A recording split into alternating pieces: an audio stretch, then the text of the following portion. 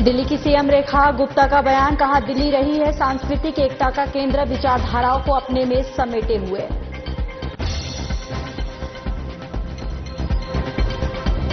मालवीय नगर पहुंची दिल्ली के सीएम रेखा गुप्ता, शहीद भगत सिंह पार्क में स्थापित भगत सिंह की प्रतिमा का किया अनावरण, विधायक सतीश उपाध्याय भी रहे मौजूद। और दिल्ली बजट पर बीजेपी प्रदेश अध्यक्ष वीरेंद्र सचदेवा का बयान, कहा दिल्ली की जनता को समर्पित होगा आगामी बजट, संकल्प पत्र में जो वादे किए उससे संबंधित होगा बजट। नमस्कार, बहुत स्वागत है आप सभी का हमारे इस खास बुलेटिन में। मैं हूं आपके साथ ज्योति यादव। चलिए बुलेटिन की शुरुआत करते हैं। दिल्ली सीएम रेखा गुप्ता ने कहा कि मैं अक्सर दिल्ली और इसके समृद्ध इतिहास, इसकी सांस्कृतिक विविधता और आध्यात्मिक सार और सामाजिक सद्भाव के केंद्र के रूप में इसकी भूमिका पर विचार करती हूं। दिल्ली हमेशा से सांस्कृतिक एकता का केंद्र रही है और इसी एकता के माध्यम से हम वास्तव में समृद्ध हो सकते हैं। सामाजिक सौहार्द की दिशा में सकारात्मक पहल कर सकते हैं। आज गुरुजी ने मेरे जिम्मे कुछ काम लगाया। मैं गुरुजी आपके चरणों में इतना कहना चाहती हूं कि मैं कौन हूं ये सब करने वाली। वो प्रभु है जो मेरे हाथ से जो करवाना चाहेगा वो निश्चित रूप में होगा।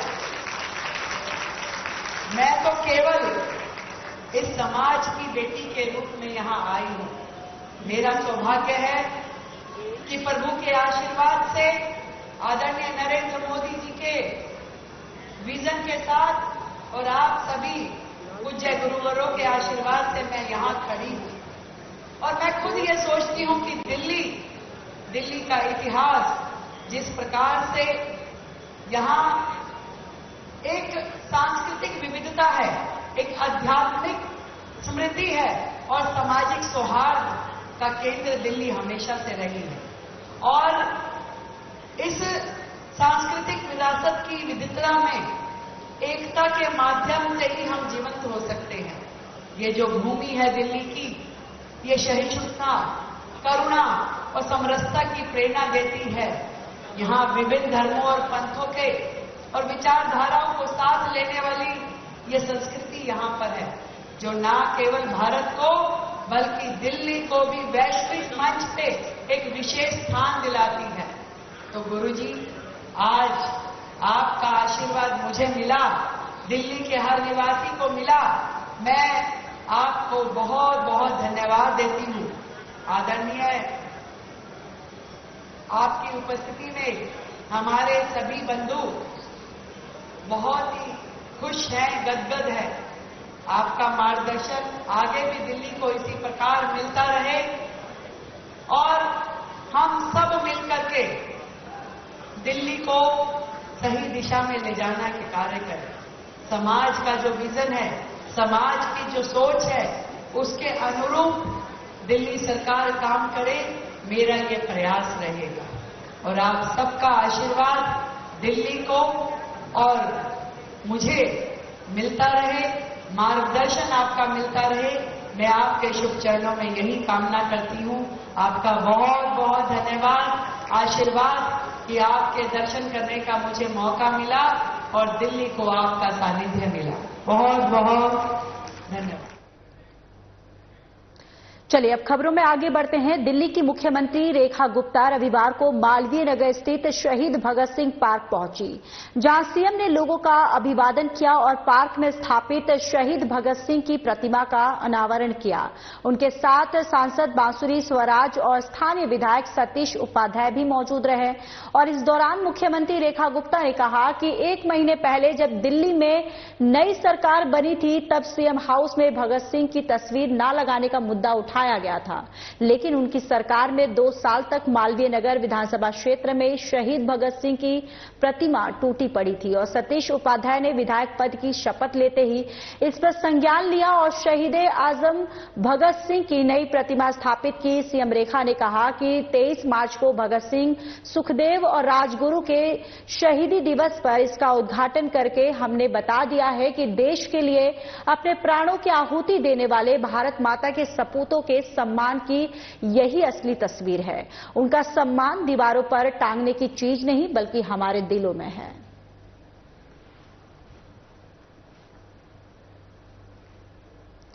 तो वहीं दिल्ली शहीद दिवस पर दिल्ली विधानसभा में भगत सिंह, सुखदेव और राजगुरु को श्रद्धांजलि दी गई है और विधानसभा अध्यक्ष विजेंद्र गुप्ता और अन्य लोग कार्यक्रम में शामिल हुए हैं।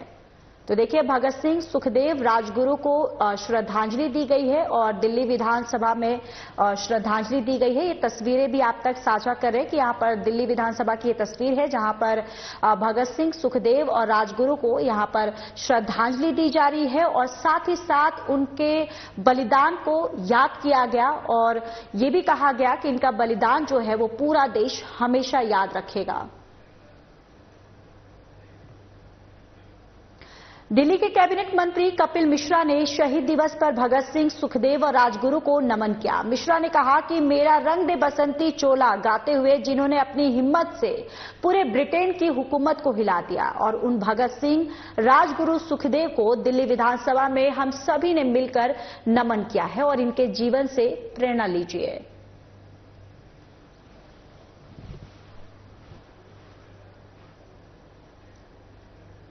विधानसभा में मंत्री और विधायकों ने स्वतंत्रता सेनानी भगत सिंह, राजगुरु और सुखदेव को श्रद्धांजलि दी। विधानसभा अध्यक्ष विजेंद्र गुप्ता ने कहा कि आज बहुत ही भावुक तरीके से सभी विधायक और मंत्री यहां एकत्रित हुए। हम देश के लिए अपना सर्वस्व जो निछावर करने वाले शहीदों को तहे दिल से श्रद्धांजलि देते हैं। हमारी प्रतिबद्धता है कि हम उनके सपनों का भारत बनाएंगे। वतन पर मरने वालों का यही बाकी निशा होगा। आज बहुत ही भावनात्मक रूप से सब विधायकगण, मंत्रीगण यहां उपस्थित हुए और अपनी सच्ची हृदय से श्रद्धांजलि अर्पित की है उन शहीदों को जिन्होंने देश के लिए सर्वस्व न्योछावर किया। और हमारा संकल्प है कि हम उनके सपनों का भारत बनाएंगे, जिन्होंने देश के लिए जान दी, कुर्बानी दी। उनके सपनों का भारत जो उन्होंने सोचा था कि एक आजाद भारत, एक संपन्न भारत, एक आत्मविश्वास से भरा भारत, और हमें विश्वास है नरेंद्र मोदी जी के नेतृत्व में शहीदों के जो सपने हैं वो साकार होंगे। मैं दिल्ली विधानसभा की ओर से दिल्ली के प्रत्येक नागरिक को आज के इस अवसर पर, श्रद्धांजलि के इस अवसर पर ये कहना चाहूंगा कि हमें अपने शहीदों से प्रेरणा लेनी है और उसको अपने जीवन में अपनाना है। आज देश आजाद है, लेकिन अगर हम सच्चे मन से जिस भी काम में जुटे हैं, ये मानकर कि देश पहले है और मैं बाद में, तो निश्चित रूप से यही शहीदों को सच्ची श्रद्धांजलि होगी। शहीद दिवस पर बीजेपी विधायक सतीश उपाध्याय का बयान सामने आया। उन्होंने शहीद दिवस पर कहा कि 23 मार्च का दिन हमें 3 बातें याद दिलाता है। ये हमारे लिए दुख, गर्व और गुस्से का दिन है। दुख का दिन इसलिए क्योंकि हमने अल्प आयु में हमारे शहीद भगत सिंह, सुखदेव और राजगुरु को फांसी दी गई थी और हमारे नौजवान देश के लिए शहीद हुए थे। यह हमारे लिए गर्व का दिन इसलिए है कि हमारे उन युवाओं ने देश के स्वतंत्रता आंदोलन में अंग्रेजों की जड़ें हिला दी थी। उन्होंने इस देश की एकता, अखंडता और स्वाधीनता के लिए अपने प्राण निछावर कर दिए थे। 3 बातों को हमको याद दिलाता है। ये दिन हम सबके लिए दुख का दिन भी है, ये दिन हम सबके लिए गर्व का दिन भी है और ये दिन हम सबके लिए गुस्सा और रोष का दिन भी है। जब मैं दुख की बात कहता हूं तो इसलिए कि जिस तरीके से इस अल्प आयु के अंदर सुखदेव, राजगुरु और भगत सिंह जी को फांसी दी गई थी और हमारे नौजवान किस तरीके से देश के लिए शहीद हुए थे, इसलिए हमारे लिए दुख का दिन है। लेकिन हमारे लिए गर्व का दिन इसलिए है कि हमारी देश की उस युवा तरुणाई ने देश के स्वाधीनता आंदोलन में किस तरीके से अंग्रेजों की जड़ें हिला दी थी और उनकी मांओं को मैं नमन करता हूं। और ये गर्व का दिन इसलिए है कि उन्होंने अपने प्राण न्यौछावर कर दिए इस देश की एकता, अखंडता और स्वाधीनता के लिए। और हम सबके लिए गुस्सा का दिन इसलिए है, कि किस तरीके से ब्रिटिश हुकूमत ने किस तरीके से अत्याचार करके, ये अभी यज्ञवेंद्र जब बता रहे थे, वैसे तो उनको फांसी 24 मार्च को दी जानी थी, लेकिन अंग्रेजी हुकूमत इतना डरती थी, इतना भगत सिंह जी से डर लगता था उनको, कि उन्होंने लगा कि किस तरह से देश में पूरी तरह एक तरह की क्रांति हो जाएगी। रात के अंधेरे में चुपचाप उन्होंने रात को 23 मार्च को ही उनको फांसी दे दी। और ये इस तरीके से गुस्सा हमारी जो आने वाली पीढ़ी है, जो हमारा समाज है, उन सबको इस बात को हमेशा याद करने की जरूरत है। बलिदान तो देश में स्वाधीनता के लिए बहुत हुए, लाखों बलिदानियों ने देश के लिए स्वाधीनता के लिए बलिदान दिया, लेकिन भगत सिंह, राजगुरु जी और सुखदेव जी का जो बलिदान था, वो इस देश के आजादी के आंदोलन में सबसे बड़ा बलिदान था। बलिदान इसलिए था कि लाला लाजपत राय, साइमन कमीशन, लाला लाजपत राय के साथ जो लाठीचार्ज हुआ था, सर फटा था, साइमन कमीशन, बाहर जाओ वापस जाओ के नारे जो इन तीनों युवाओं ने, क्रांतिकारियों ने दिए थे, उसके कारण से जो असेंबली में बम इन्होंने फेंका था, तो ये बता दिया था कि भारत का युवा, भारत की तरुणाई पूरी तरह से अंग्रेजों को देश से निकाल करके बाहर भेज देंगे। इसलिए और इस कारण से ब्रिटिश हुकूमत के पूरी तरह से नींव हिल गई थी, जड़ें उखड़ गई थी। दिल्ली के कैबिनेट मंत्री मनजिंदर सिंह सिरसा का बजट को लेकर बयान सामने आया है। सिरसा ने कहा है कि ये बजट दिल्ली के लोगों के लिए होगा और ये बिना किसी बेईमानी का पहला बजट होगा जो समाज के हर वर्ग के लिए लाभ सुनिश्चित करेगा। दिल्ली के लोगों के लिए ये बजट दिल्ली का बजट होगा, ये बजट दिल्ली के लोगों का बजट होगा। ये बजट पहला बजट होगा जो बिना बेईमानी के होगा। 27 साल बाद ये पहला बजट होगा जो बिना बहानों के होगा।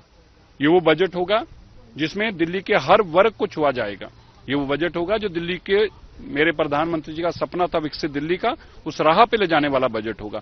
और जब बजट आपके सामने आएगा तो आपको समझ में आएगा कि किस तरह से पिछले 10 साल से आम आदमी पार्टी ने दिल्ली को लूटा था, और यही कारण था कि वो इतना बड़ा पैसा बजट होने के बावजूद दिल्ली को नर्क बना के चले गए। और आज वही दिल्ली का बजट और वही दिल्ली की सरकार जब आम आदमी पार्टी से निकलकर भाजपा के हाथों में आई है तो दिल्ली में क्या बदलाव दिखेगा, ये बजट इस बार आपको बताएगा। सो मुझे विश्वास है दिल्ली एक विकसित दिल्ली, जो केजरीवाल जी झूठ बोला करते थे, ये लंदन पेरिस तो नहीं बनाया, लेकिन दिल्ली को बर्बाद करके गए। हमने आपदा को भगाया है, आपदा की बीमारियों को भी भगा रहे हैं। चलिए आगे बढ़ते हैं। दिल्ली के बजट पर बीजेपी प्रदेश अध्यक्ष वीरेंद्र सचदेवा का भी बयान सामने आया। उन्होंने कहा कि आने वाला बजट दिल्ली की जनता को समर्पित होगा। बीजेपी ने संकल्प पत्र में जो वादे किए वो उससे संबंधित बजट होगा। सचदेवा ने विश्वास जताया है कि जब सीएम बजट पेश करेंगी तो दिल्ली के सभी वर्गों के लिए कुछ ना कुछ सौगात जरूर मिलेगी। और मुझे लगता है कि आने वाला बजट दिल्ली की जनता को समर्पित बजट होगा। हमारे संकल्प पत्र में जो हमने कहा है उससे संबंधित बजट होगा। और मुझे इस बात का पूरा विश्वास है कि मुख्यमंत्री जब बजट पेश करेंगी तो दिल्ली के, चाहे वो युवा वर्ग हो, चाहे महिला वर्ग हो, या मजदूर वर्ग हो, या श्रमिक वर्ग हो, उन सब वर्गों के लिए, या हमारा व्यापारी वर्ग हो, उन सब वर्गों के लिए इस बजट में दिल्ली को कुछ न कुछ सौगात वो देंगी। क्योंकि हमारी पूरी कोशिश है कि हम दिल्ली को विकास के रास्ते पर लेके जाएं। इंफ्रा पे वो जोर देंगी, हेल्थ पे उनका जोर होना चाहिए, शिक्षा पे उनका ध्यान है। वो खुद दिल्ली की स्टूडेंट रही हैं। और मुझे लगता है कि आने वाला बजट दिल्ली की जनता को समर्पित बजट होगा। ये दिल्ली की जनता द्वारा तैयार किया गया बजट होगा, क्योंकि लगातार माननीय मुख्यमंत्री दिल्ली के लोगों से संवाद करती रही हैं, उनकी अलग अलग मांगों को सुनती रही हैं, और उसकी परिणति आपको इस बजट में दिखाई देगी। एक्स्ट्रा बजट को लेकर से जो बात है, निस्संदेह मुझे लगता है कि जब हम इंफ्रा की बात कर रहे हैं, विकास की बात कर रहे हैं, तो केंद्र सरकार से जितना सहयोग हमें मिलना चाहिए उतना सहयोग हमें मिल भी रहा है, और वो आपको बजट में दिखाई देगा। दिल्ली क्राइम ब्रांच ने भगोड़े गैंगस्टर मंजीत दलाल उर्फ मंगल को सिंघू बॉर्डर से गिरफ्तार किया है। पूर्व राष्ट्रीय स्तर का रजत पदक विजेता पहलवान जो जबरन वसूली और हत्या के प्रयास और पुलिस टीमों पर फायरिंग समेत कई मामलों में वांछित था। दलाल के नेटवर्क और कनेक्शन की आगे की जांच जारी है।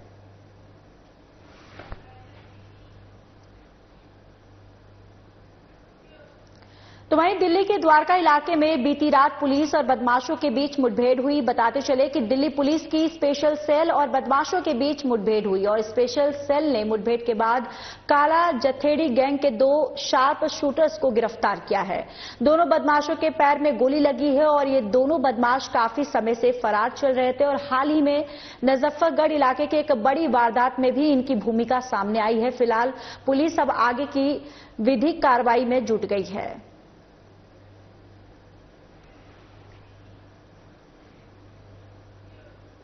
दिल्ली के अमन विहार थाने पर शनिवार रात को लोगों ने जमकर हंगामा किया। थाने के बाहर बड़ी संख्या में लोग एकजुट हुए और बवाल काटा। इस दौरान यहां पर कुछ हिंदू संगठन के लोग भी इकट्ठा हो गए। दरअसल थाने के बाहर हंगामा कर रहे लोगों ने बताया कि कर्ण विहार और इलाके में कुछ बदमाश हथियार लेकर दाखिल हुए और उन्होंने लोगों पर हमला कर दिया और मिली जानकारी के मुताबिक इस घटना में 3 लोग घायल हो गए। इसी घटना के विरोध में स्थानीय लोग थाने पर एकजुट हुए और जमकर हंगामा किया। तो वहीं प्रदर्शनकारियों ने बताया कि कर्ण विहार में नॉनवेज की दुकान खोलने को लेकर लोगों ने नाराजगी जताई है और आशंका जताई जा रही है कि इसी रंजिश को लेकर शनिवार को कुछ लोगों ने इलाके में अपना वर्चस्व बनाने के इरादे से लोगों पर हथियार से हमला कर दिया, जिसमें 3 घायल हो गए। वहीं नतीजतन देर रात तक लोगों ने थाने के बाहर बवाल किया, जिसके बाद पुलिस ने कड़ी मशक्कत से लोगों को समझाया और हंगामा शांत करवाया।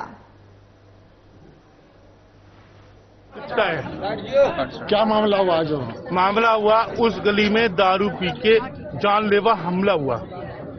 कौन थे हमलावर? वो हमलावर मुसलमान थे सारे, A to Z। कितनी संख्या थी उनकी? उनकी संख्या 10-12 की थी। वहाँ पे ऐसा हो नहीं पाया तो इसी पर्पल से लड़ाई होगी। लड़ाई होने के बाद लड़ाई ऐसी भयंकर फैल गई, इस गली से उस गली में उसको मारा, उस गली में उसको चाकू मारा। ऐसा है जी, पहले मतलब कई दिन से वहाँ मीट की दुकान खोलने का प्रोग्राम था। हमने वहाँ RWA के नाते कॉलोनी वालों को इकट्ठा किया और हमने वे मीट की दुकान खुलने नहीं दी। 2 दुकान अभी, एक बिरानी की जिसमें लिखा है कि बिरानी चौक, और एक मीट की दुकान अभी ऑलरेडी खुल रही है। उसी बेस के ऊपर इन्होंने जो मुस्लिम एरिया है, जो 3-4 है, जिस औरत ने मुसलमानों के घर में जाके और उन्होंने हंगामा करवाया है, तो उसी बेस के ऊपर ये सारा हंगामा होया है। ये अपने 150 रुपए कमाने वाले आदमी हैं जी।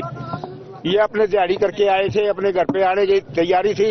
उसी टाइम इसके ऊपर अटैक हो जाता है एक लड़के के ऊपर, जिसका नाम मिथुन है, मिथुन गुप्ता है। अच्छा, उसके बाद सुनील गुप्ता आता है, वह उसका रिश्तेदार लगता है, तो उसके ऊपर भी अटैक होता है।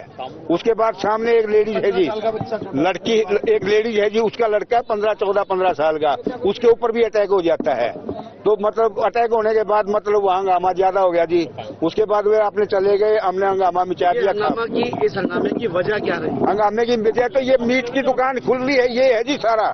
जो ये मुस्लिम एरिया बनने लग रहा है, मुस्लिम जो ब्रह्मपुरी का एरिया है, जो ये मकान बिकाऊ है, ये दुकान बिकाऊ है, वही हाल यहाँ करने का इरादा है इनका।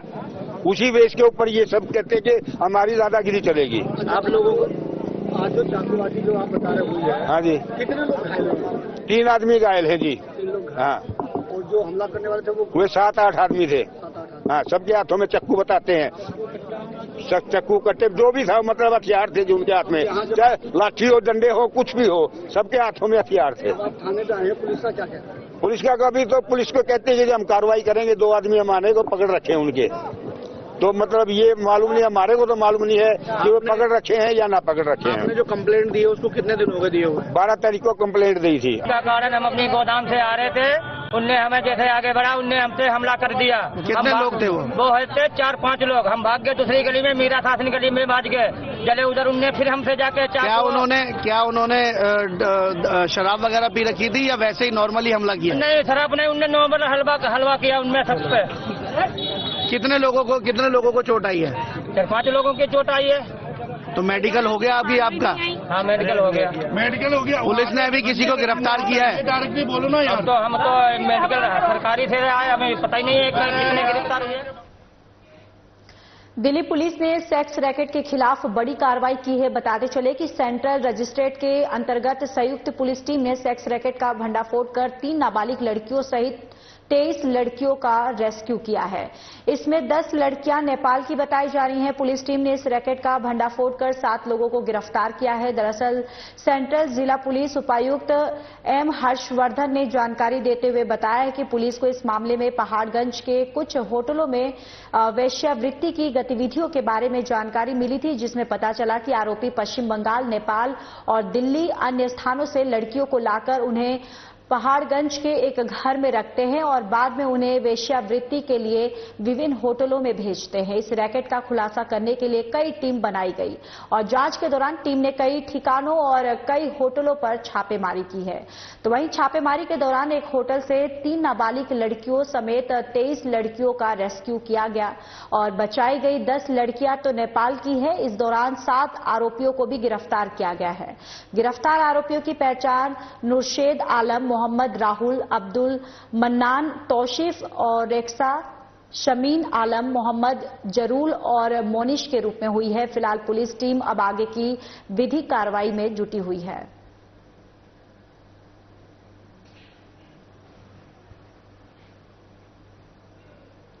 तो वहीं केंद्रीय मंत्री किरण रिजिजू ने राष्ट्रीय ई विधान एप्लीकेशन के क्रियान्वयन के लिए समझौता ज्ञापन पर हस्ताक्षर करने के संबंध में दिल्ली विधानसभा के अध्यक्ष विजेंद्र गुप्ता के साथ संसद भवन में मुलाकात की है।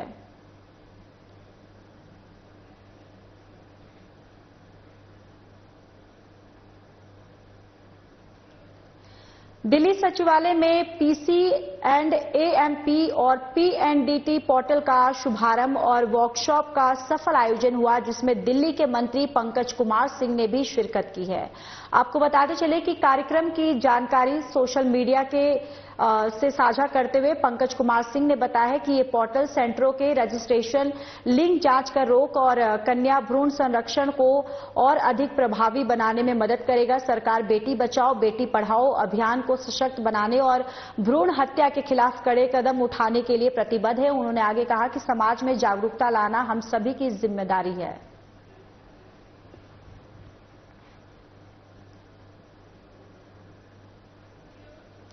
दिल्ली सरकार के पीडब्ल्यूडी मंत्री प्रवेश साहिब सिंह वर्मा ने अहम बैठक की है, जिसमें विधायकों, पीडब्ल्यूडी, जल बोर्ड और सिंचाई विभाग के अधिकारी शामिल हुए।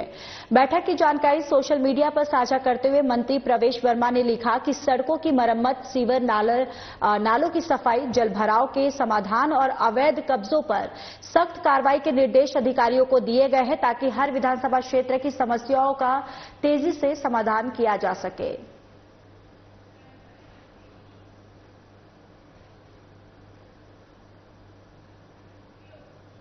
दिल्ली सरकार के कैबिनेट मंत्री सहित दिल्ली के सभी विधायक जमीनी स्तर पर जनता की जन समस्याओं को लेकर अलर्ट पर है। समस्याओं का समाधान जल्द से जल्द हो, इसको लेकर दिल्ली सरकार की कार्रवाई युद्ध स्तर पर दिख रही है। इसी कड़ी में दिल्ली के मादीपुर इलाके में दिल्ली सरकार में मंत्री प्रवेश वर्मा ने मुजफ्फरगढ़ ड्रेन का जायजा लिया और साथ ही वृक्षारोपण कर सौंदर्यीकरण को बढ़ावा दिया।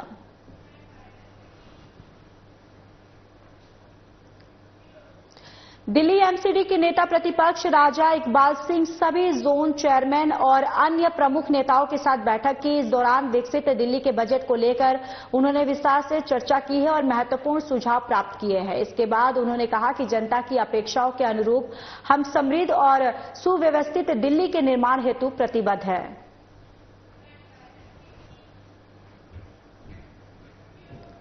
खादी से जुड़े उत्पादों को बढ़ावा देने के मकसद से दिल्ली के रोहिणी इलाके में खादी एक्सपो का आयोजन किया गया। इस प्रदर्शनी में न केवल खादी से जुड़े उत्पादों पर विशेष जोर दिया गया, बल्कि ऐसे कारीगरों को प्रोत्साहन भी देने का काम किया गया जो कि खास तौर पर खादी के उत्पादों पर काम कर रहे हैं। और खादी और ग्रामोद्योग आयोग द्वारा इस प्रदर्शनी में खादी और ग्रामोद्योग आयोग के अध्यक्ष मनोज कुमार मुख्य अतिथि के तौर पर उपस्थित हुए, जिन्होंने विधिवत रूप से रिबन काटकर इस प्रदर्शनी की शुरुआत की।